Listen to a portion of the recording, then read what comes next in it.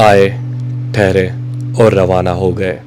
जिंदगी क्या है, बस सफ़र की बात है। अस्सलाम वालेकुम, मैं हूं साकिब खुर्शीद। मैसूर के पहले व्लॉग में आप सबका स्वागत है। चलें शुरू करते हैं। कश्मीर को अलविदा कहने के बाद आज मैं आया हूँ हिंदुस्तान के उस शहर में जिसे जाना जाता है culture, temple, heritage, palaces and food के लिए। I am in one of the cleanest cities of India, Mysore.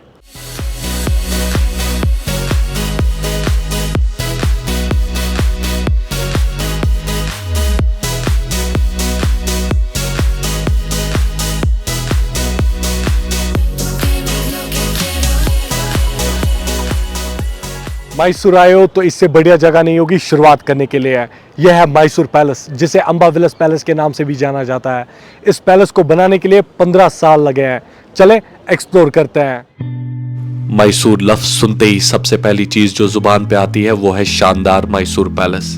Mysore palace एक जमाने में मैसूर की सल्तनत का मरकज हुआ करता था।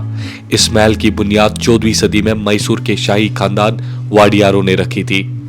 It is believed that Yudhuriya Wadiyar, the first ruler of Mysore kingdom, built a palace in Old Fort during his rule.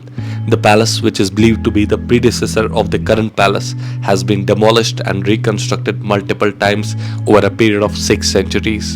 72 एकड़ पर फैला ये महल मैसूर शहर के क्लब में वाक़ा है। ये महल 14 से 20वीं सदी के बड़े हिंदू मंदिरों से घिरा हुआ है।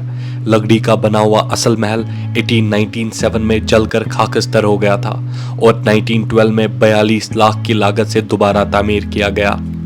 मैसूर पैलेस हिंदू, मुगल, राजपूत और गोतक स्टाइल में बनाया गया है। इस 3 मंजिल महल को सरमाई ग्रेनाइट का इस्तेमाल करके बनाया गया है और इसके गुंबदों में संगमरमर का इस्तेमाल किया गया है। अब वक्त है महल के अंदर जाने का। याद रखें, अंदर जाने के लिए आपको 100 रुपए की टिकट निकालनी पड़ती है। The exterior of this marvelous structure is enriched with 2 darbar halls, several arches, canopies, columns and bay windows. There is also a beautiful green garden surrounding the palace. The interiors are opulently designed with carved doors, stained glass ceilings, glittering glazed flooring tiles, spectacular Czechoslovakian chandeliers and work of art from all over the world. महल के तमाम कमरे हैरत अंगेज तौर पर काफी दिलकश है। आज मैसूर पैलेस कर्नाटक हुकूमत के ज़ेरे इंतज़ाम है। इस अजीमो शान इमारत में अभी भी वाडियार के मुख्तलिफ कीमती चीज़ों को महफूज रखा गया है, जिसमें जेवरात, शाही मलबूसात और पेंटिंग शामिल है। अगरचे महल आवाम के लिए खोला गया है, लेकिन इसके एक हिस्से में साबिका शाही खानदान अभी भी रहता है। इस महल के अंदर एक म्यूजियम भी है जिसे रिहाई म्यूजियम कहा जाता है। कोई ताज्जुब की बात नहीं है कि यह महल मैसूर में देखने के लिए तारीखी मुकामात में शुमार होता है। यकीन मानिए, इस महल में आके आप ये समझ सकते हैं कि उस वक्त के राजा महाराजा कैसे अपनी जिंदगी शाही तरीके से जीते होंगे। ये महल अपने में एक अलग ही दुनिया है। वाकई इन महाराजाओं ने बहुत ही कमाल की ज़िंदगी जी होगी। बहुत ही शानदार आर्किटेक्चर। एनीवेज, चलते हैं अब अपनी अगली डेस्टिनेशन की तरफ। अब वक्त है महल से निकल के शहर के सबसे मसरूफ बाजार देवराज बाजार की तरफ बढ़ने का। अंदर जाने से पहले मेरी नज़र इन मोहतरमा पे पड़ी जो देवराज बाजार के बाहर ही बैठकर गजरा बना रही थी। इन्होंने मुझसे कन्नड़ा में पूछा, जो कि कर्नाटका की लोकल लैंग्वेज है, कि क्या तुम्हें कन्नड़ा में बात करना आता है। और इसका जवाब मैंने कुछ इस तरीके से दिया, कन्नड़ा स्वल्पा स्वल्पा बरते, मतलब मैं थोड़ी बहुत कन्नड़ा जानता हूँ। बाजार में दाखिल होते ही सबसे पहले आपको आर्टिफिशियल ज्वेलरीज देखने को मिलेंगी और यहाँ के दुकानदार अपनी सेल्स पिच की वजह से आपको अपनी दुकान की तरफ आकर्षित कर ही लेते हैं। यह है बनाना लीफ, जिसे इंडिया के साउथ के स्टेट्स में एज प्लेट इस्तेमाल किया जाता है और कुछ ही दिनों में होली का त्यौहार भी आने वाला है, इसीलिए ये बाजार रंगों से भी भरा पड़ा है। कर्नाटका, तमिलनाडु, आंध्र प्रदेश और केरला हिंदुस्तान में नारियल पैदा करने वाली 4 सरफहरिस्त रियासतें हैं, जो कि हिंदुस्तान में नारियल की कुल पैदावार का 90% हिस्सा है। इसलिए यहाँ पे काफ़ी नारियल की दुकानें हैं और वो भी बहुत ही सस्ते दाम पे। यकीन मानिए, यहाँ पे हर दूसरी दुकान पे फूल बेचे जा रहे थे और चहल पहल इतनी कि मैं क्या ही बताऊँ। चले मैं आपको थोड़ी बहुत चहल पहल सुना ही देता हूँ।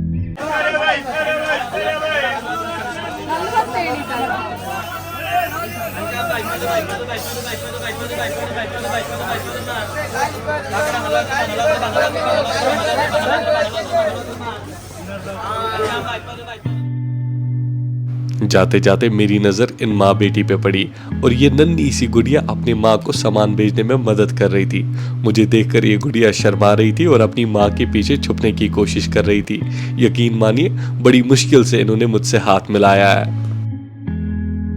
अभी मैं आया हूँ शहर के एक उस पैलेस में जहाँ पे साउथ फिल्म इंडस्ट्री की एक बहुत ही बड़ी मूवी KGF को शूट किया गया था, द ललिता पैलेस, जिसे अब एक 5 स्टार प्रॉपर्टी में कन्वर्ट किया गया है, द ललिता पैलेस होटल। चले डिनर कर लेते हैं और साथ में प्रॉपर्टी को भी एक्सप्लोर करते हैं। ललिता महल, जिसे अब ललिता महल पैलेस होटल के नाम से भी जाना जाता है, एक शाही रिहाइश से 5 स्टार होटल बन गया है और मैसूर पैलेस के बाद जनूबी हिंदुस्तान के शहर मैसूर कर्नाटका का दूसरा सबसे बड़ा महल है। ये महल शहर के मशरिक पे चामुंडी पहाड़ों के करीब वाक़ा है। इसे 1921 में महाराजा कृष्णा वोडियार ने हिंदुस्तान के गवर्नर जनरल के लिए खसूसी तौर पर बनाया था। महल को खालिस सफ़ेद रंग दिया गया है। इसे 1974 में हेरिटेज होटल में तब्दील कर दिया गया था, ताहम महल के असल शाही माहौल का एक पोशाक बरकरार रखा गया है। महल को एक्सप्लोर करने के बाद अब वक्त है मैसूर के मसालों का फ्लेवर चखने का। मैंने अपने मैसूर के दोस्तों से मैसूर के खाने की काफ़ी तारीफ सुनी है। देखते हैं कि क्या मैसूर का खाना वाकई काबिल तारीफ है कि नहीं। चले मैसूर का कुछ मुकामी खाना खाया जाए।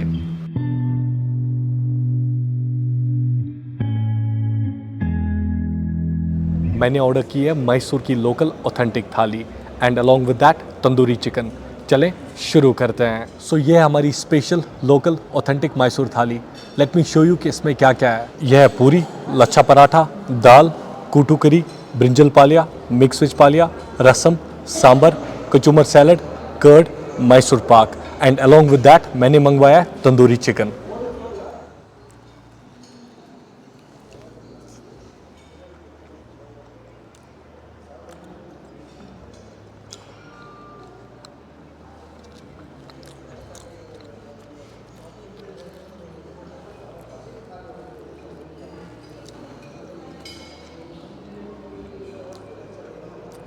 सही कहा है किसी ने, अगर सफ़र कर रहे हो तो मुकामी खाना ज़रूर खाओ क्योंकि हर शहर का स्वाद अलग होता है।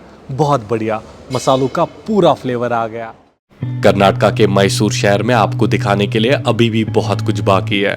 इंशाल्लाह अगले हफ्ते फिर संडे 5 बजे एक नई वीडियो लेके लौटूंगा। तब तक के लिए चैनल को सब्सक्राइब और वीडियो को लाइक और शेयर ज़रूर करें। Work it right, you wear it like it's designer, one of a kind.